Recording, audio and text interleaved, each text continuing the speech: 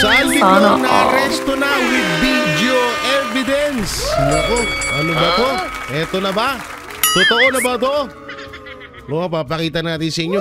With video to ha. Ito to ha. Para pasilip natin. Saan eh? Saan eh? Nawala. Nawala. Ayan. Ha, kakapasok lang to na balita. At ito, first family, magpapa-hair follicle test na. Naku, mukhang nakalampag na talaga sila. Grabe to. At mag-asawang BBM at Lisa Araneta Marcos spotted sa Amerika. Anong ginawa sa Amerika? Mukhang tumira na naman sila. Tumira. Doon tayo na pagpupunta ng Amerika, tira agad. Di ba pwedeng may ginawa lang? Masyado kayo mapang-api sa mag-asawang Marcos. Ha? It's so big. Wasak ang puwet. Kasi ano ngayon may mga kasabihan sayang ang pato. Tapos nauso naman yung sayang ang bayot. Ngayon ang pausuhin natin, nawasak ang puwet. Ay nako. Palakpakan naman natin dyan ng mga nawawasak ang puwerta dahil pinasukan ng baseball bat. Tangina, no? Dahil sa katindihan ng tama nyo, pati yung baseball bat, ipinasok nyo sa wet packs nyo.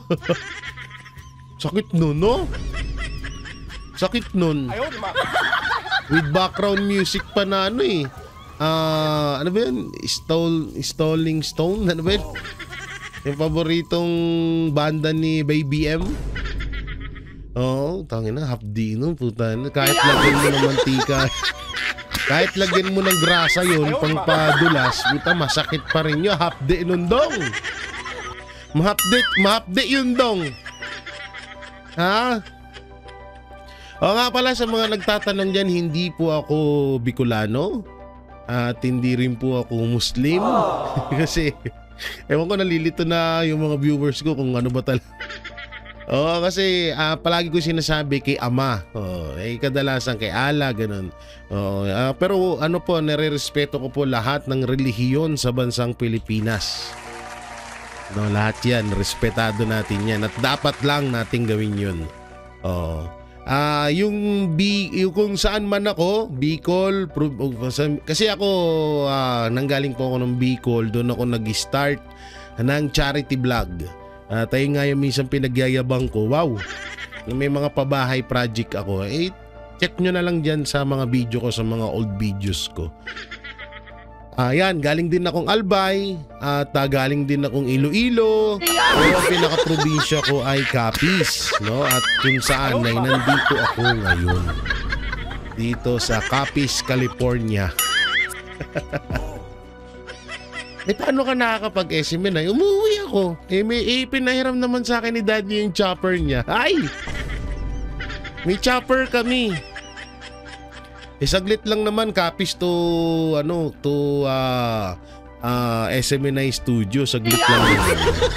Kaya pag napapanood nyo ako kaya nga naging naging tuwing Sabado lang. Kasi pag araw-araw mahihirapan ako. Kaya kapag pag walang tayong balita sa Vox Populi, subscribe niyo yung yung YouTube channel ng Vox Populi. Yan, nahiram ko na lang yung chopper ni Daddy. Uso naman ng chopper ngayon eh. Partida, wala pang traffic yun at ilang oras lang. Minsan aalis ako doon ng mga 8 PM yan. Oo, kaya mga 3 PM dating ako ng mga 4:30. O kaya mga 5 PM ganun. At hindi po ako hindi po ako Bicolano. Para sa kalaman lang na lahat. Ang dami kasi na-curious dun sa Odo. Sorry po. Masanay na kayo sa akin, ha? Kung ano lumalabas sa bunganga ko. At samantalang nga, bago tayo mapunta doon sa pag-aresto kay Saldico at sa pagpapa-hair follicle test ng First Family at doon sa picture na spotted etong mag-asawang Marcos na ikakabwisit nyo, dito muna tayo sa ibang mga issue na papanorin natin kagaya lang nito. Uy, ba't hindi mapindot? Ayan! Ayan na nga.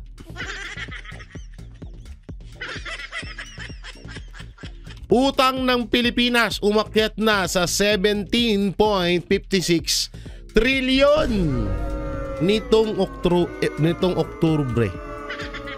Grabe, no? Ang malapit na sa 18 trilyon. Ang tanong, saan napupunta yan? Saan napupunta yan? Sa tumbong ni Marcos? O baka doon na iniimbak yung pera sa loob no? Kaya pinasukan ng baseball bat Pero yun no? 17.56 trillion. Sobrang laki na ho ng utang ng Pilipinas. Nung panahon ni Pangulong Duterte, iniwanan niya po, para lang sa kalaman ng lahat, ay iniwanan niya po ang utang ng Pilipinas ay nasa 11 trillion. At partida pa ho nun, nagkaroon po tayo ng pandemya. So sa buong termino ni Pangulong Duterte ay nasa 4 to 3 trillion lamang ang kanyang nautang or naidagdag na utang sa bansang Pilipinas. So ngayon bibilangin natin 11, 12, 13, 14, 15, 16, 17 at kung magiging 18 po tayo na 7 trillion ang idinagdag sa utang ng Pilipinas sa loob ng 3 years ng administrasyong Marcos. Grabe yun. Ang tindi mo, Bebe M. Tindi niya, no? Biruin mo yun, 17 trillion. Tapos, kaya nga, alam niyo sa totoo lang talaga, nakakalungkot lang dito, bukod sa baon tayo sa utang, nakakalungkot dito ay sana talaga ang mga Duterte ang manalo. Hindi naman ako nawawalan ng pag-asa. Talagang alam ko na sila ang mananalo at gusto kasi may mga planong nagbabago. So malay natin baka biglang magbago ang kaisipan ni BP Sara, pero sana wag nga, no. Ang nakakalungkot dito pag alis ng administrasyong Marcos, putangin na baon ng Pilipinas sa utang. Ang Duterte lang talaga maaasahan natin kung paano maiahon ito. No? At ayun, shoutout sa mga loyalistang vlogger, paki-content. Paki-content naman, di ko napapanood sa mga content nyo Puro na lang kami Puro na lang kami, Banateros, DDS vlogger. Pinapalamon na namin yung mga pamilya nyo. Baka mamaya may impatyo yan. Magtae. Sumakit yung tiyan. Mamaga yung ngipin. Kami na lang Ito, isalaysay nyo sa mga supporters nyo. Bakit tumaas ang utang ng Pilipinas na wala namang nangyayaring proyekto? Ganito gawin nyo. Ganito mga ka-loyalista. Ganito, turuan ko na kayo mag-vlog.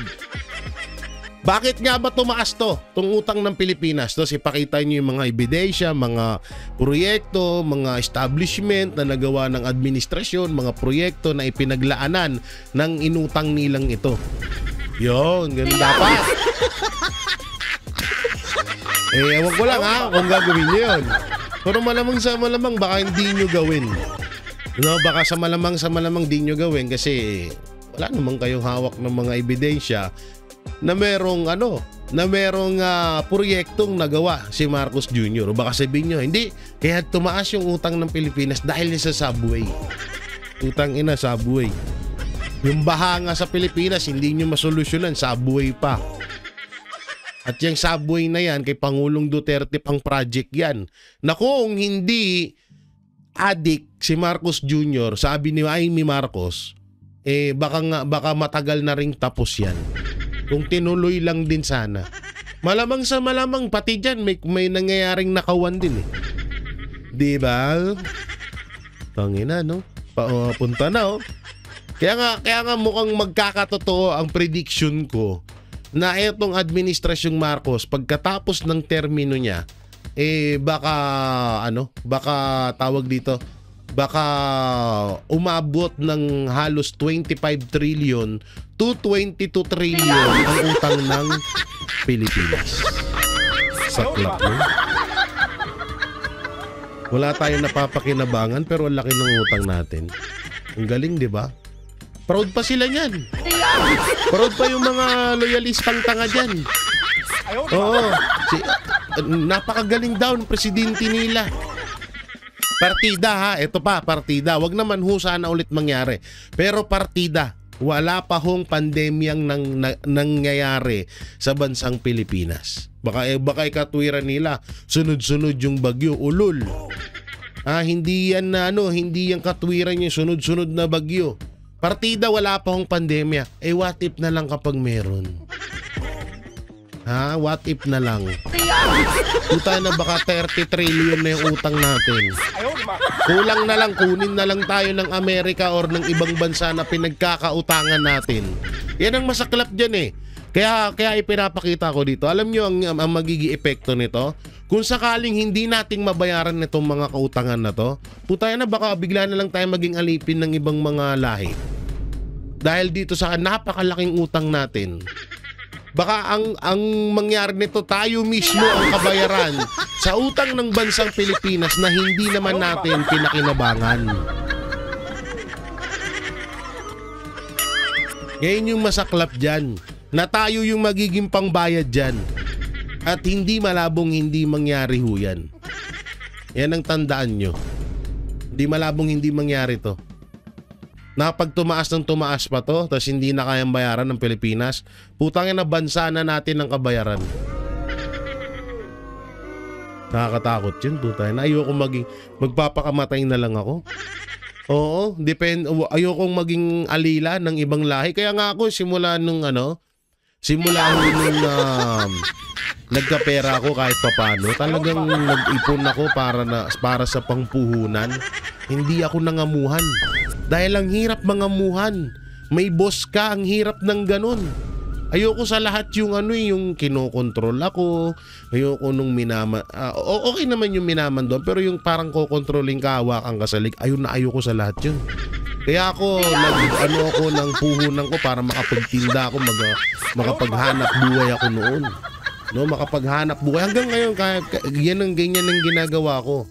Kaya maaga pa lang hindi ako namasukan sa mga company, sa mga restaurant. Nakapasok ko sa restaurant noon, isang taon lang. Umalis din ako kasi pinalo ko sa mukha yung chef naming tarantadong bakla. Kaya umalis ako dun. So, shoutout kay Chef Buhay. ng restaurant na, ayoko na mention. Basta yun matagal na yun, 2018, 2017 pa tayo. Kaya ang hirap ng ganyan, tapos ganito ang mangyayari sa atin. Kung sakali man na hindi natin ito mabayaran itong utang na ito, putay na tayo yung magiging kabayaran yan. Tandaan niyo yan.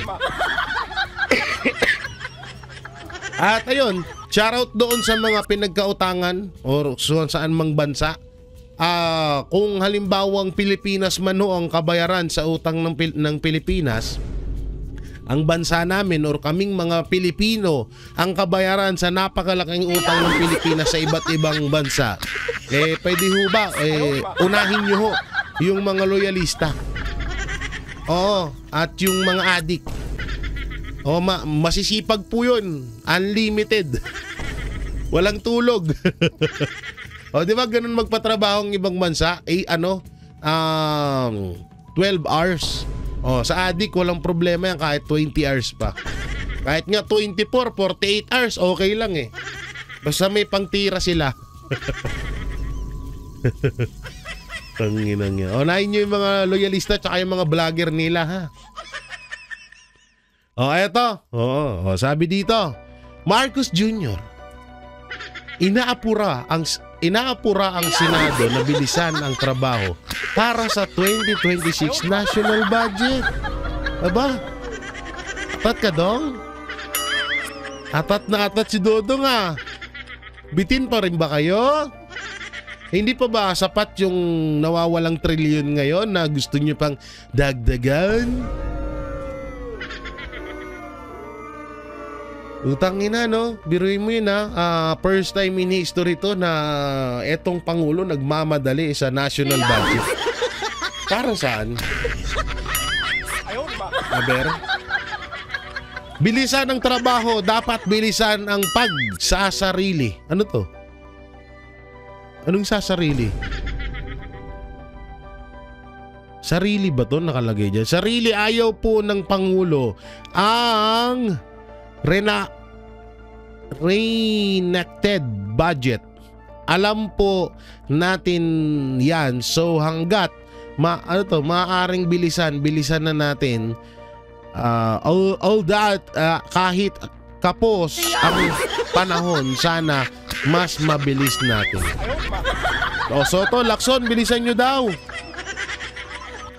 Oo. Mukhang gusto na naman mag-imbak ng ano kasi doon. Bilisan nyo na naman daw kasi yung unang nakawan na bisto. So eto, 2026 national budget, dapat perpekto na to. Ha? Dapat perpekto na to. Dapat wala nang malasaldi ko.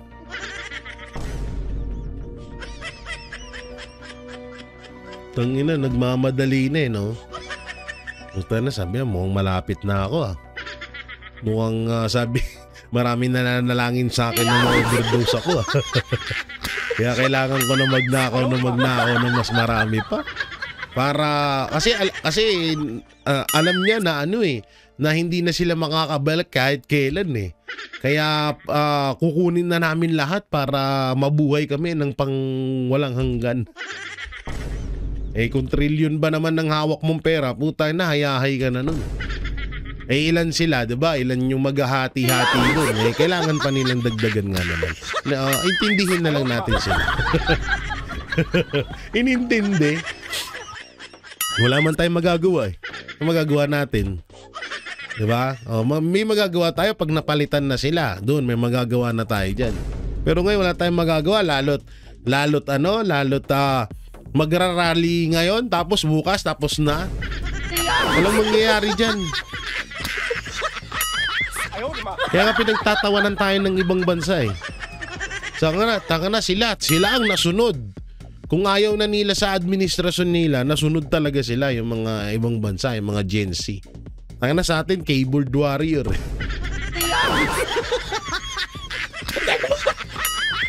Pagtatype ng gano'n, no? Gago ka, Marcos, mag-resign ka na. Nandun sila sa keyboard. Tapos, yung mga makakaliwa, umiikot sa mga school. No to Marcos, resign tayo ha. BP dapat lang BP Sara resign na Ang galing. Eto, pag-usapan natin to. Habang tinanggap niya ang desisyon ng Komite on Ethics, pinatayan siya ng mikropono. Ganyan sila sa bahay ni Sandro. Sa ginawa ninyo, magiging household name si Barsaga at icon ng mga Gen Z. Totoo yun. Sa totoo lang, totoo yun. Totoo tong sinasabi ni Ma'am Malu Tikia na magiging icon talaga to ng mga Gen Z si Kiko Barsaga. Tsaka may isa pa, si Libiste. No? Ewan ko ba, talagang talagang hindi kasi talaga nila kaya etong mga Gen Z na nandiyan sa Kamara, sa House of Representative. Lalong-lalo na itong si Kiko Barsaga. Talagang buo yung loob din na talagang makipagbardagulan kay Sandro talagang niyayari talaga di sila Ngayon, ang na lang nila, ang dapat nilang gawin, yun nga, i-household itong si i-suspindihin ng 60 days si Kiko Barsaga. Pero alam nyo, yung ginawa nyong 60 days na yan, alam ko na ma-extend pa yan. Dahil alam nila na kapag nakabalik si Kiko Barsaga, mas titriple pa yan. Oo. Mas titriple pa yan si Kiko Barsaga pagbalik niyan. Malamang. Talagang nag-super saiyan na yan ngayon. Sige, go lang kayo. Anuin nyo lang ng anuin yung Gen Z. Ewan ko lang ha. Pagbibigyan pa rin natin. Sabihin na natin hindi na sila keyboard warrior. Sana nga.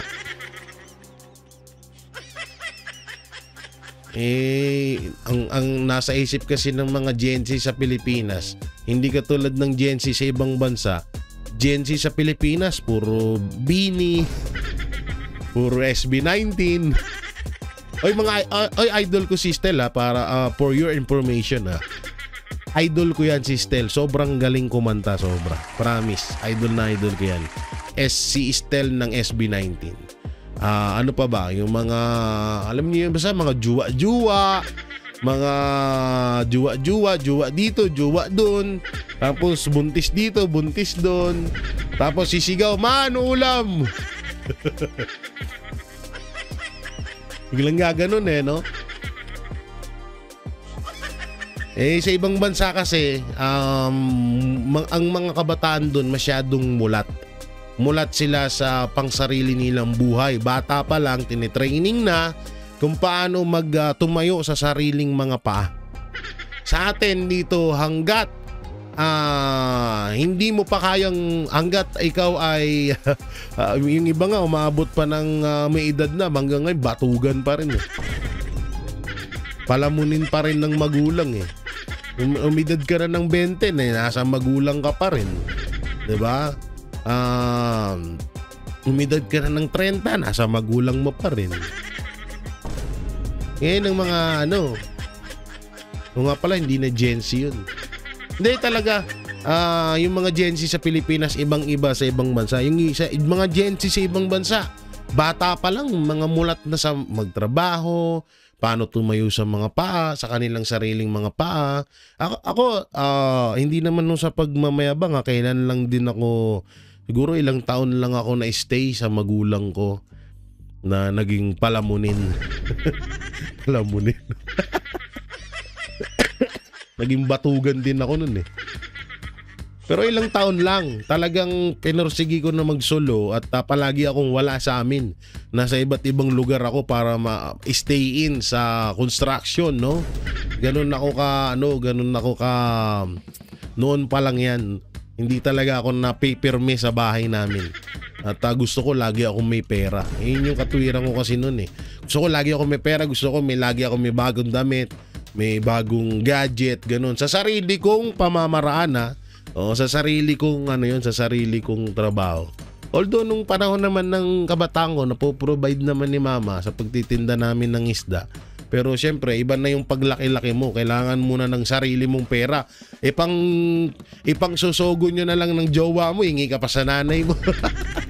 Joke lang. Diba? Hindi totoo naman Ipang didate nyo na lang, hihingi ka pa sa nanay mo.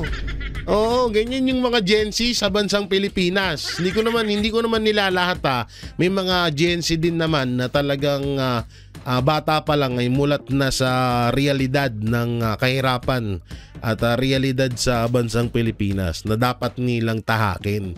Pero yung iba nga asa pa rin. Ay nako. Eto naman wala nang tiwala ang publiko kay Marcos. Hindi ka maaaring magnakaw ng daang-daang bilyon mula sa mga taong ipinangako mong paglilingkuran at asahan mong walang magsasalita laban sa iyo. Asahan mong walang magsasalita laban sa iyo. Ngayon talaga, alam nyo, etong mga sinabi ni Kiko Barsaga, ngayon talaga, dyan lalo sa administrasyon, bibihira lang talaga dyan. Mabibilang mo lang sa mga kamay mo kung sino yung mga nagbubulgar ng mga nagbubulgar ng tawag dito, mga nagbubulgar ng mga katarantaduhan diyan sa loob. Iilan lang sa Senado, iilan lang din sa kamara na sobrang nailan silang 300 ata plus ang mga congressman. Pero bilang mo lang sa kamay mo na yung talagang mga ginagampanan nila yung kanilang mga trabaho dyan. Dahil nga kontrolado sila lahat. At kapag hindi ka nagpasakop sa kanila, alam na this. Kung hindi halongkatin yung mga 1942 mo na mga kaso para ikaso sa'yo ulit, kahit na nabasura na, ikakaso sa'yo ulit, gagawang kanila ng issue para lang gipitin ka. Dahil hindi kanila ka-anib. Yan yung nangyari ngayon. At eto, dito sa walang tiwala ang publiko kay Marcos, wala na talaga. Alam nyo, yung mga nagsasalita lang naman na malakas sa tao, si Marcos Jr., baka malakas sa adik. Baka sa mga adik malakas si Marcos, pero sa mga ordinaryong Pilipino, kagaya natin, wala na to. Oo, yung sinasabi ni Larry Gadon, kung diniwala kayo doon, putang inang yun, 2 beses na disbar. Sa kasaysayan ng Pilipinas, siya lang nakagawa nun. Huwag niyong paniwalaan yung gagong yun. Utangin na, kahit nga kaming dalawa, magdebate kami. Mga ngamote sa akin yun eh. Baka nga atakihin sa puso yun pag ako kaharap nun eh. Day one time, i-send nyo to kay Larry Gadon kahit attorney siya. Debate kami. Tagalog walang Inglesan. May ina ako sa English eh. At saka Pilipino naman ako, ba't tayo mag-i-Englishan dito? Di sa totoo lang ito, speaking of Englishan, Tagalog versus English. Minsan nakakabobo to eh. Katulad na lang ng batas natin. Kung i-research niyo yung batas natin, puro siya English. Kaya napakagaling din ng ibang mga attorney na tinatranslate nila sa Tagalog yung batas natin, naiintindihan ng mga ordinaryong Pilipino. Hindi naman lahat ng mga Pilipino magaling at talagang sobrang galing sa English. Yan ang isa sa pinaka nakakabobong nangyayari dito sa bansa natin. Kaya tuloy, yung mga Pilipinong nagigipit, hindi rin nila halos may pagtanggol yung kanilang sarili kasi nga hindi nila alam yung mga batas. Kasi nga English ang nakasulat dun. Kaya ikaw, Larry Gadon, kung gusto mo, talagang grade 1. Grade 1 tuloy.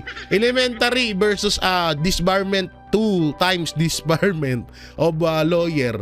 Okay, dalawa tayo, debate tayo. Hindi magaling. Alam nyo, etong katulad yan, sila Auntie Claire. Si Auntie Claire, kapag natapatan niya ng mautak at hindi rin basta-bastang umaatras sa anumang debate, talo yan. Si Larry Gadon, putang ina, kapag natapatan mo ng kaanuhan niya, kasing ako, sabihin ko sa'yo, mabaho. Balahura talaga ako eh. Balahura talaga ako, lalo sa mga magnanakaw, sa mga nagpapakalat ng fake news at sa mga bastos ding tao, balahura ako. Yan ang gustong-gusto kong kalaban, si Larry Gadon. Oo, isa sa mga pangarap kong makalaban yan eh. Talagang talagang ididikdik ko yan hanggang sa kaluluwa niya eh. Oo, ipapaunawa ko sa kanya gabi-gabi. Yung tipong matutulog na lang siya tapos may biglang papasok sa isip niya na, bobo! Wala yan. Sila lang naman nagpapakalat ng mga balita na malaki ang tiwala ng taong bayan kay Marcos. Malaki ang pag-asa ng taong bayan kay Marcos. Inaasahan ng taong bayan si Marcos. Utangin na, sila lang naman nagsasabi niyan eh. Kaya kahit anong gawing survey nga ngayon, ito na lang napakabuhay na survey yung nangyaring halalan ng 2025. Hindi lang talaga nila kinaya yung boto kay Senator Bongo, Bato de la Rosa at kay Marcoleta. Pero kung kinaya nila yon, baka hindi rin nanalong senador si Senator Bongo at sila Senator Bato. Kaso hindi nila kaya yung pag-arangkada. Doon pa lang patunay na hanggang ngayon pinagkakatiwalaan ng taong bayan na yung mga Duterte. Biruin mo, sumira ng record. Pinakamataas na senador na nakakuha ng pinakamataas na boto sa kasaysayan na nangyaring botohan sa bansang Pilipinas. Ayun nga lang, ang nakakalungkot lang doon, doon ka magtataka na kay Senator Bongo ang taas ng boto, pagdating doon sa mga kasamahan, laglag. Kasi nga, daya. Gulat tayo, Kiko Bam nakapasok. Lacson Soto nakapasok. Lito Lapid nakapasok. Doon lang, napakaliwanag na nun. Wala nang masyadong diskusyonan doon, no? Yun na yung patunay na hanggang ngayon napakalaki ng tiwala ng ng mga tao sa mga Duterte. Dahil kung malaki ang tiwala ng taong bayan, ng publiko kay Marcos Jr., ay sana naging di sana naging number 1 senator si Soto o kaya si Lacson. 'Di ba? Mga bata niya yun eh. Yun sana. Kaso wala, nga. Muntik pang di pa nakapasok. Buti na lang na-massage si Chairman George Garcia. Buti na lang namasahe si Chairman George Garcia eh. Kung hindi namasahe si Chairman George Garcia, putangin na yung Duterte Black, pasok lahat. Totoo lang. Ito pa. Marcos Jr. handa. Ay! Utang ina talaga to. Marcos Jr. handa umanong umarap sa ICI. Inom nga muna akong tubig. Baka bigla akong atakihin dito. Ano na naman pambubudol ba to, Marcos?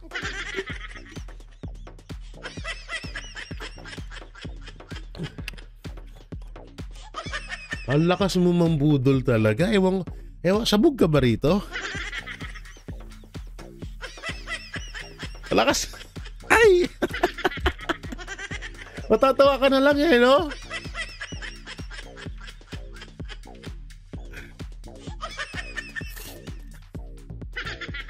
Ikaw yung gumawa ng ICI. Ikaw ang pumili ng tao.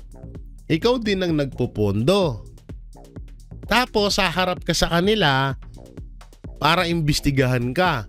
So anong ibig sabihin nun? Ang tanga mo naman.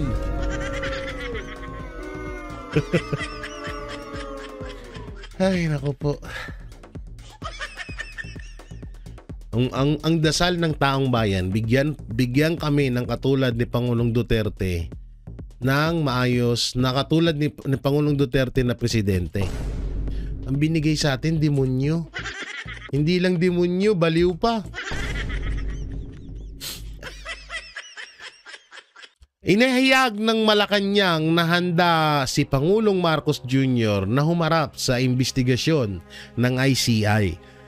Kung may ebidensya, mag-uugnay sa kanya sa issue ng budget insertion. Siyempre, unang-una, ikaw ang namili ng tao diyan sa ICI. Malamang sa malamang, hindi rin nila ilalabas yan. Ano sila, tanga? Ikaw na nga naglagay sa kanila, ilalaglag ka pa. Ano sila, tanga? Hindi nila gagawin yun. Ikaw ang bumuo ng ICI. Malamang sa malamang wala silang mahahanap na dokumento na laban sa'yo at kung meron man, hindi rin nila ilalabas yun. Ano sila? Tanga?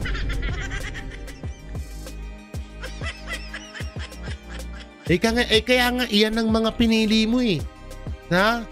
Kaya nga yan ang mga pinili mo para wag kang ilaglag. Tapos kayong dalawa ng anak mo na si Charis Kawatero ay magpapaimbestiga sa ICI na ginawa nyo mismo. O tingnan yung katarantaduhan nyo. Ewan ko ba sa'yo, Marcos? Alam mo, Marcos, na-stress na ako sa'yo. Sa totoo lang, magtitino ka naman. Please lang, kahit minsan lang.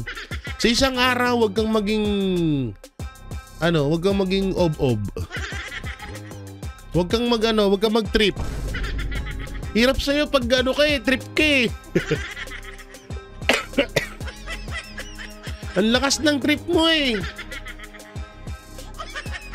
Pag pwede kang matulog.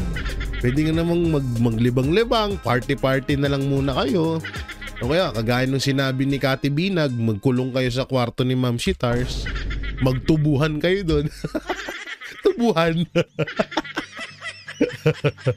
Ay, yun na lang, yung gano'n na lang. Magtubuhan kayo. Ganun masyado na kayo naboboring sa buhay nyo.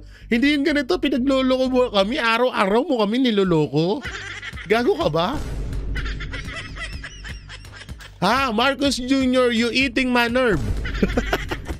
You getting my nerve yun ha. Bagay, sarili kong version, bakit ba? Sarili kong version yun eh, bakit nangingialam ka? Ha? Marcos ha, you so funny ha? Ikaw ang gumawa ng ICI, lahat ikaw ang may pakananan, tapos magpapaimbestiga ka? Ha? You eating my nerve. You eating my nerve. Ang sakit nun ha? Ang tindi. Na. In-upgrade talaga yung pangloloko sa atin araw-araw na. Yung dati kamakailan lang parang linggo-linggo, buwan-buwan, or kada may budget, may mga budget lang na pag-uusapan. Putang na ngayon tumindi araw-araw na eh. Wala nang humpay eh. Ikaw gumawa niyan, tapos diyan ka magpapaimbestiga. Ganito dapat gawin mo. Dapat magpaimbestiga ka or tsaka ito bakit ka magpapaimbestiga ay nilalabas na nga ni Saldico yung mga dokumento laban sa'yo. Eh bakit yun ayaw mong paimbestigahan? O kaya ganito, magkaroon sana ng isang grupo, hindi ang ICI, ikaw bumuo niyan eh. Wala kaming tiwala dyan. Ganito, bubuo ng isang grupo na iimbestigahan ng mga dokumento na inilalabas ni Saldico. Sa bagay, hindi na rin talaga din hindi na nga rin talaga din yun dapat pang gawin. Pinagkatiwalaan nyo ng halos 3 years si Saldico. Tapos ngayon sinungaling siya. Sa loob ng isang buwan, naging sinungaling siya sa inyo. Gagaguhan, di ba? Doon pa lang sa paglahad ni Saldico ng mga salaysay at dokumento laban sa iyo, mapatungkol diyan sa mga insertion nyo at insertion ng anak mo, pati pagnanakaw ng asawa mo at ng bayaw mo, eh napakalaking katotohanan, napakalaking ebidensya na nun na hindi mo na kailangan pang magpaimbestiga sa ICI. Eh sa bagay, kagaya ng ginagawa mo, ikaw ang mastermind sa nakawan sa flood control, pero ikaw ang nagpapaimbestiga. Ang galing. Yan, ang galing. Iba din talaga yung yung talino nito ni Marcos Jr. pagdating sa pambubudol. Talagang pang United States of Arab. Ay hindi. Pang International Convergence Zone. Bagyo ka Marcos, iba ka. O eto pa.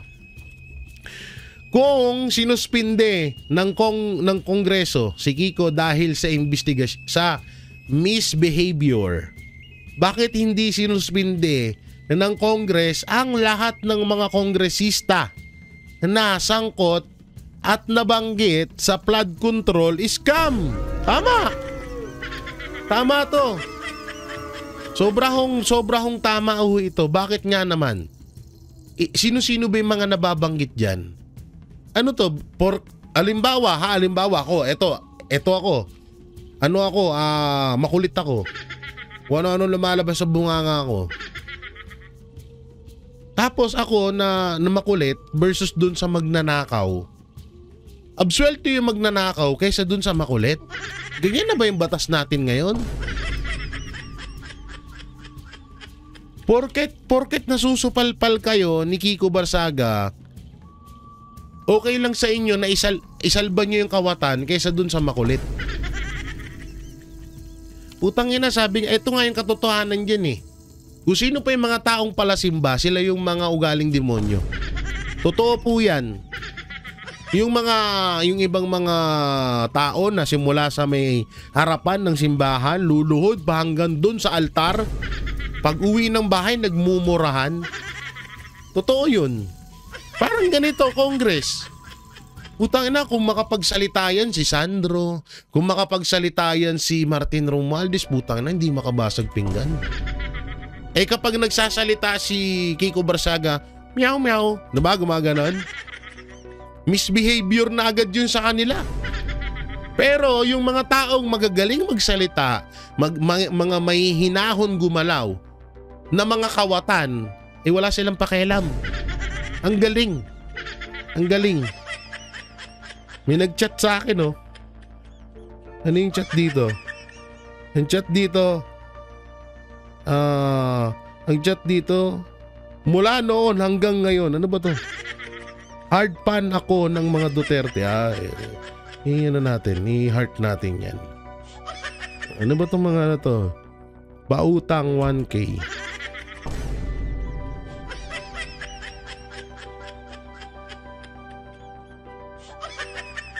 Naka-vlog ako, huwag kang istorbo. Okay.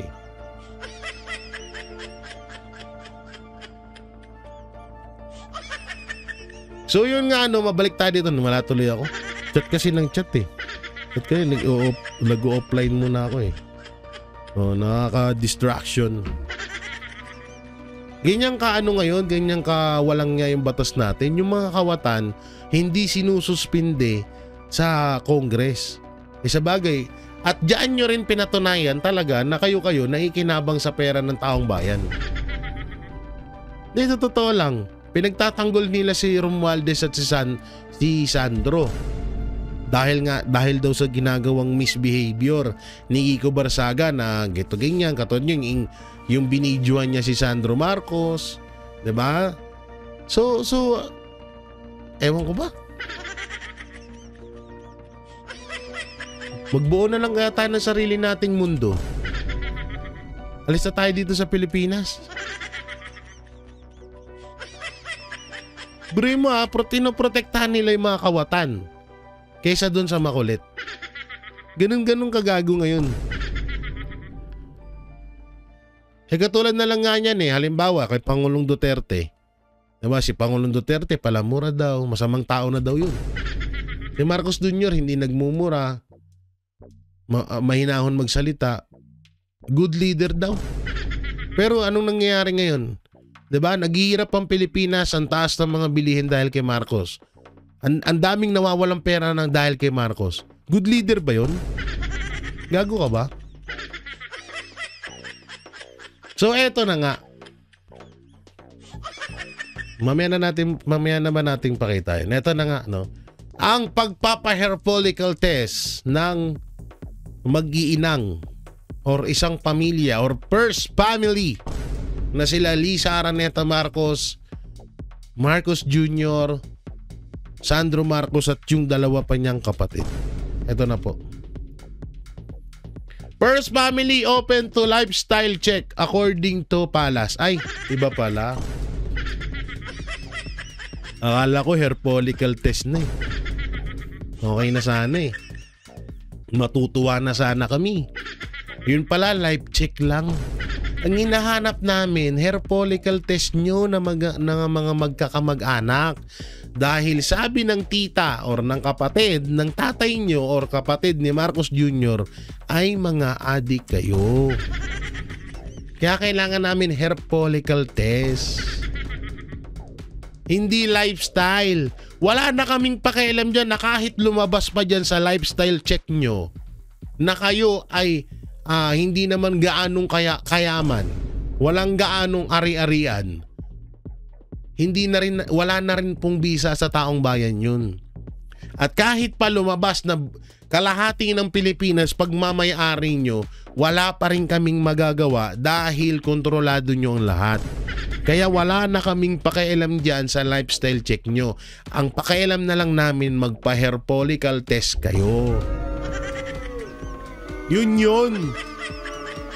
Yun yung hinahanap ng tao.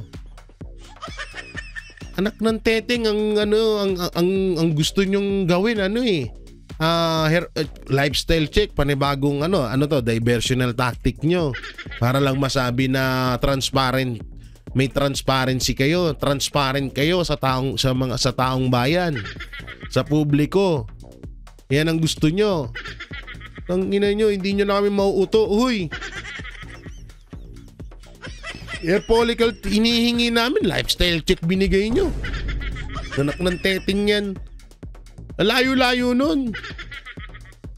Hinihingi ko saging, balot binigay mo. Anong connect nun? Air follicle test hinihingi ng taong bayan sa inyo dahil sabi ng tita nyo, sabi ni Senador Amy Marcos, nakadugo ng presidente, ay mga adik kayo. Hindi galing sa akin yan, sa tita nyo. Yun yung hinihingi ng taong bayan na para patunayan nyo sa amin na mali si Amy Marcos. Diba? Eh ba't hindi nyo magawa? Lifestyle check, putay na, wala na kaming pakialam dyan. Wala na kaming pakialam dyan sa lifestyle check nyo na yan. No, eto pa isa. Oh, eto na yung spotted. Tignan nyo to. Eto yung sinasabi ko sa inyo na may inis talaga kayo. Oh, ayan. More than 14. Dito na lang. COA plugs 14 million uncollected expenses for Marcos foreign trip. Tindi, no?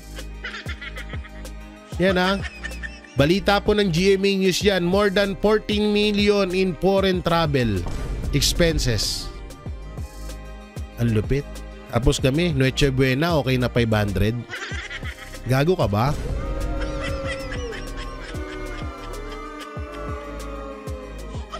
Pag kami 500, okay na. Pag kayo, travel nyo lang 14 million, eh di wow.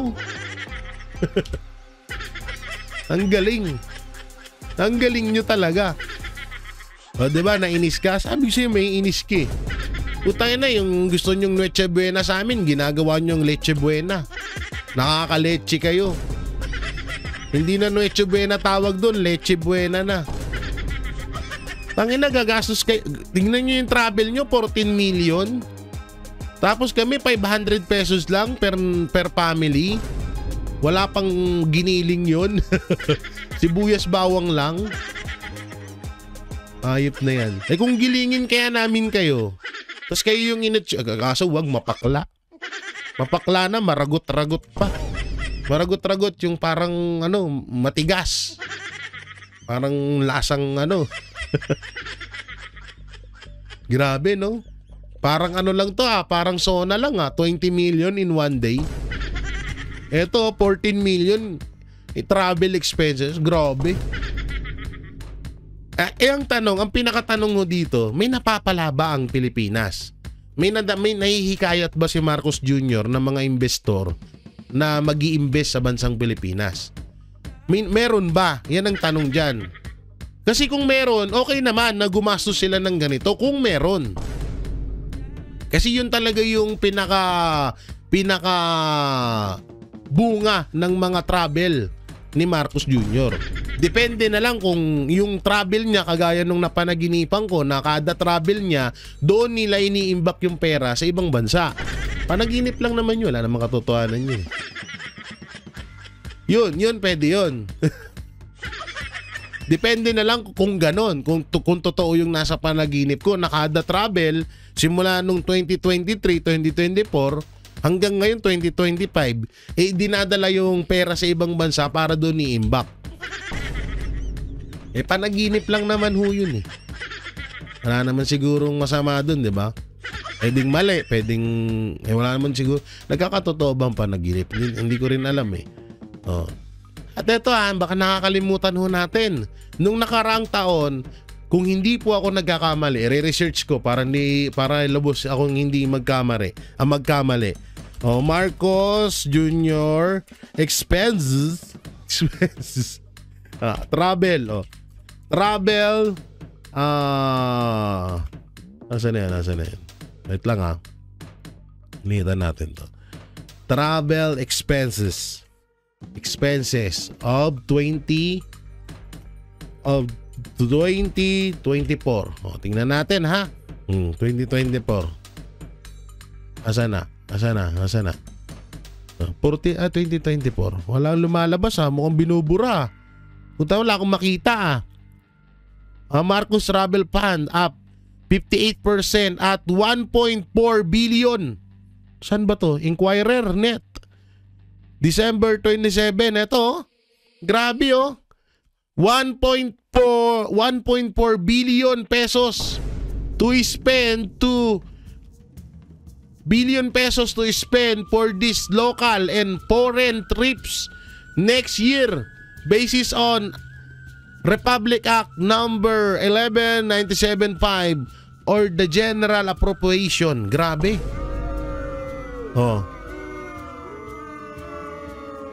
Tapos ngayon 14 million naman. Ang tanong, anong napapala ng ng bansa dito sa ganito, sa trip niya? Kaya nga sa sobrang inis ko, nananaginip tuloy ako na yung pagpunta-punta sa ibang bansa, doon pala iniimbak yung mga pera. Kaya naman pala may mga nababalita na may mga mansyon-mansyon sa iba't ibang lugar. Sa iba't ibang bansa, sila Martin Romualdez at iba pa. Ang galing. Biruin mo yan, 14 million. Iba din. Oo. Tapos iba yung ngiti ni Marcos dito Success to success Mukhang bago makalapag dun sa ibang bansa, naka-point 10 na Iba yung ngiti, ngiting tagumpay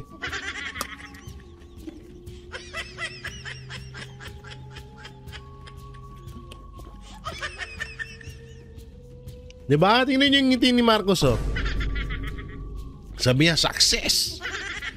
Success!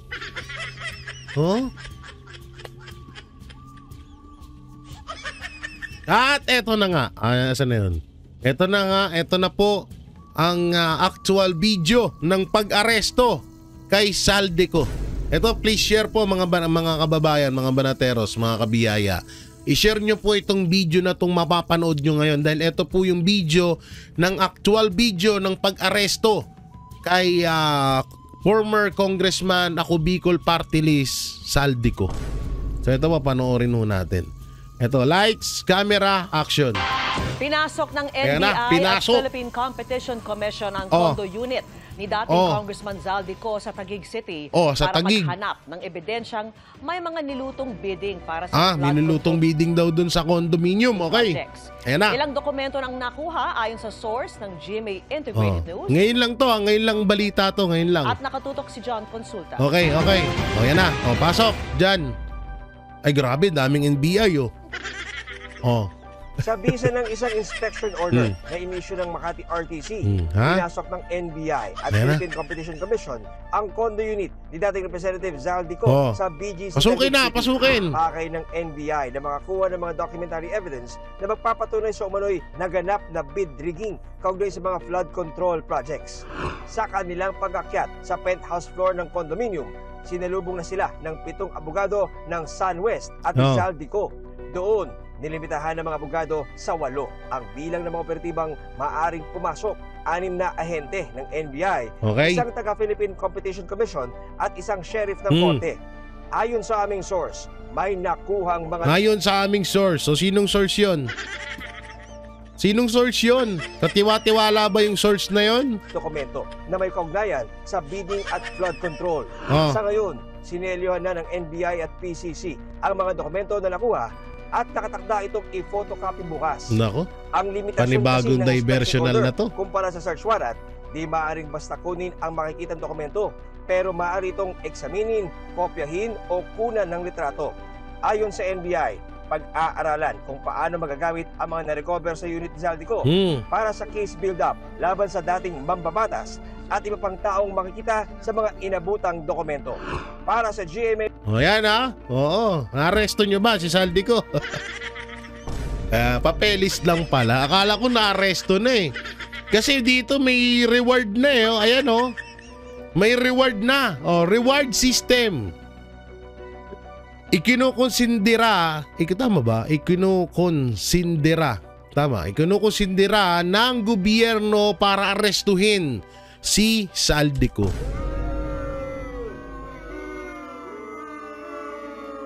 Noong hindi pa kumakanta si Saldico, nung hindi pa ni Saldico nilalaglag etong mga to, ay kesyo hindi pa daw pwedeng sampahan ng kaso, hindi pa daw pwedeng kanselahin ng passport kasi wala pa daw kaso. Marami silang kuskus balungos. Pero ngayon, na nilaglag sila at nabisto talaga ng buong Pilipinas at hindi lang buong Pilipinas, buong mundo, yung kabulastugan ni Marcos Jr., Martin Romualdez, Sandro Marcos at Lisa Araneta Marcos, anak ng teteng, eto na. Puta na, may reward system pa. San ka na? Ang galing. May napanood nga akong interview, hindi ko lang ipapakita sa inyo dahil yung radio station na yon ay binabalentong. Binabalentong kami ng radio station na yon. Sa madaling salita kinukurap yung video namin. Or kasi sa YouTube po kasi tatlong kulay po yan, green, dilaw at pula. Pinupula po kami. So sa madaling salita, yung pula na yon pwedeng hindi yung pula na yon hindi niyo binuburang kusa nila or parang inire-report nila kay Lolo Whitey o kay YouTube. Kaya hindi ko pwedeng maipakita sa inyo. Yung tatlong civilian na nandoon sa saan ba? Wait lang, tingnan natin saan ba yan?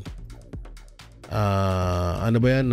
Nasa Portugal na in-interview na sa radio station. Sobrang tawang-tawa ako. Nakita daw nila si Saldico, nakita daw nila ganyan daw, marami daw driver. Pero may mga nagbalita din naman na talagang 100 ata ang security nito ni Saldico. Syempre bilyonaryo yun Mas nadagdagan pa pera niyan, 'di ba? Ngayon daming nakuha niyan. Ngayon doon, tawang-tawa ko na biruin mo, sikat kayong radio station ni hindi nyo nga masyadong kinumpirma kung totoo ba yung sinasabi ng taong yan. Putangin na ngayon parang paniwalang-paniwala sila. Tawang-tawa pa ako dun sa boses kasi kaboses ni Lisa Araneta Marcos. Yung ini-interview. Panoorin yun, hindi ko na sasabihin kung ano. Pero alam ko napanood yun na yun Tawang-tawa ako dun sa ini-interview na senior citizen. Kaboses na kaboses ni Lisa. Nakita ko po siya. Ganito magsalita Nakita ko po siya na kasama po 20 po yung tapos iba po yung driver. Parang babalo na girl version. Ay nako talaga. Grabe. Iba din. O ngayon, reward system. Ang tanong, saan manggagaling tong pera ng reward system? Sariling pera ba ni Marcos? Sariling pera ba ni Auntie Claire? Or sa kaban ng bayan kukunin? Parang katulad nung reward system kay Pastor Apollo Kibuloy na 10 million. Tapos magugulat na naman tayo, may isang tao na naman nasusulpot at sasabihin na sa kanya galing yun. Pustahan tayo. Ganyan mangyayari dyan.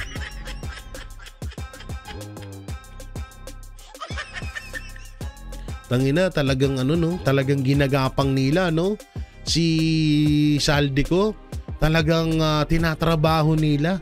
Eto pa nga yun panoorin natin to para mas maliwanag, wait lang Yeah. Mula sa Malacanang, mula kay Eden Santos. Eden?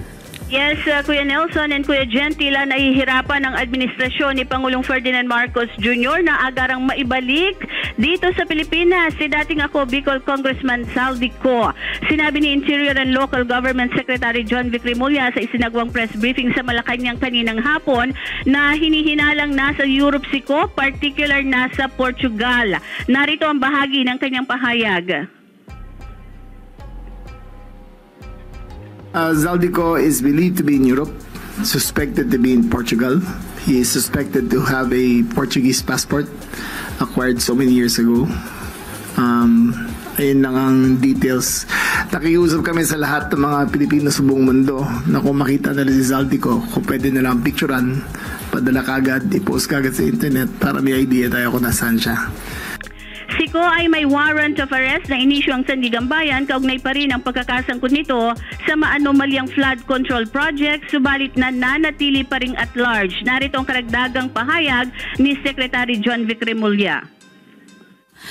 Sa part po ng pagtugis kay former Congressman Zaldico, wala po ba tayong group effort? Pagtugis pa? Pag-aresto sa kanya dahil meron naman pong warrant of arrest. Ang tugis in English is hunting ba yun? Ang tugis? Hunting yan, no? Sige.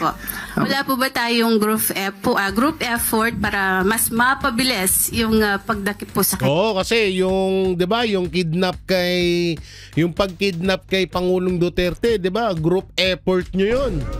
Eh ngayon nga naman, wala ba kayong group effort para matunton si Zaldico?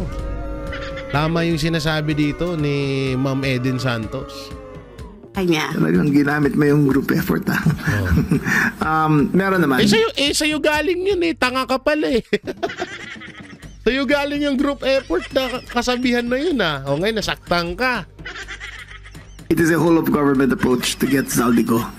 The DFA, dito atay muntik siya malaglag sa stage, no? the DALG, the Ombudsman, the DOJ are all working together in order to get a satisfying outcome into the repatriation of Zaldico back to the Philippines. To what those measures are, I cannot speak of yet, but I think when it comes to repatriation, DFA should be the lead. Sila dapat na magsabi kung anong gagawin. So wala pa po yung pag-cancel nung kanyang passport? Meron na. Pagkalam ko na-cancel na yung passport niya. Pagkalam ko lang, ha, but you can check again. Pero again, we believe he's holder of 2 passports. Not only a visa but 2 passports. So doon yung may complication tayo na konti. Ang bahagi ng pahayag ni DILG Secretary John Vic Remulla. Back to you, Kuya Nelson and Kuya Jen. Parang allergic sa salitang group effort din. Sa kanya naman ang galing yan, Kuya Jen. Oo nga pa. Oo nga naman. Sa kanya naman ang galing yun eh. Ano naging reaction mo nung muntik na siyang madulas? Den, ikaw daw pinakamalakas tumawa, pambihira, oh. O, hindi ako yung malakas na tumawa. Si Yusek Castro yon, dinig na dinig yung tawa niya doon. Abot dito sa Net 25, mula galing sa Malacanang, yung tawa mo raw eh. Hindi, si Yusek yun. Malakas ang tawa niya. Puta, nasaktan si Remulla dun sa no? Sa group effort. Gago rin eh.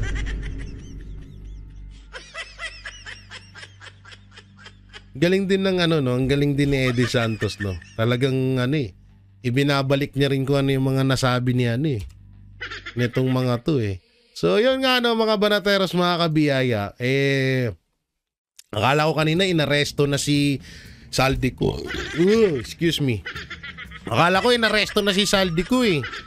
Pero alam nyo, talagang gagawan talaga nila ng paraan yan na mahuli si Zaldico. Kasi hanggat may sila dyan may iniiwasan talaga sila na mailabas si Zaldico. Kaya talagang tignan nyo, pansinin nyo. Kasi hindi masyadong naglalabas ng interview or hindi masyadong naglalabas ng update etong si Marcos Jr. noon. Pero nung lumabas si Zaldico at hinilalaglag na sila, putay na, mayat maya na. Kaya ngayon atat na silang mahuli si Zaldico kasi nga talagang may iniiwasan pa silang. Iniiwasan nila na mas mabulgar sila at mailabas lahat ni Zaldico yung mga ebidensya. Pero hindi ibig sabihin nun, absuelto na sa atin si Zaldico. Paalala lang, isa si Zaldico sa nakinabang sa mga nakawan na nangyayari. Si Zaldico ang ginamit na susi para manakaw ang pera ng taong bayan. Kaya kailangan niya lang din talaga managot. Kung ako tatanungin, siguro wag na muna siyang umuwi, wag na muna siyang sumuko. Ilabas niya muna lahat ng ebidensya laban sa mga kasamahan niya diyan na sa mga nanginabang sa mga nanakaw na pera ng taong bayan. So yan mga banateros, mga kabiyaya, nung may kukomento nyo dito sa lifestyle check ng First Family, dito naman sa 14 million na travel expenses ng mag-asawang Marcos, at dito sa pagpapaaresto kay Zaldico na meron pang reward system. Ano pong may kukomento nyo, i-comment nyo lang po dyan sa baba. At syempre, don't forget to like, share, comment, and subscribe sa ating YouTube channel. Pipindot na lang din po yung bell button para lagi kayong updated sa ating mga video araw-araw. Pakidamay na rin po ang join button at super thanks natin yan. Napakalaking bagay po yan para sa ating YouTube channel. At pakishare ng video ito para mapanood pa po ng iba pa nating mga kababayan, lalong-lalo na ng ating mga kababayan, mga hero abroad sa mampanig ng mundo, at sa ating mga mahal na senior citizen na patuloy na sumusuporta sa Banateros Brothers, SMNI, at syempre sa pamilyang Duterte. So yun, maraming salamat. Ingat po kayo palagi. God bless and peace, and bye-bye.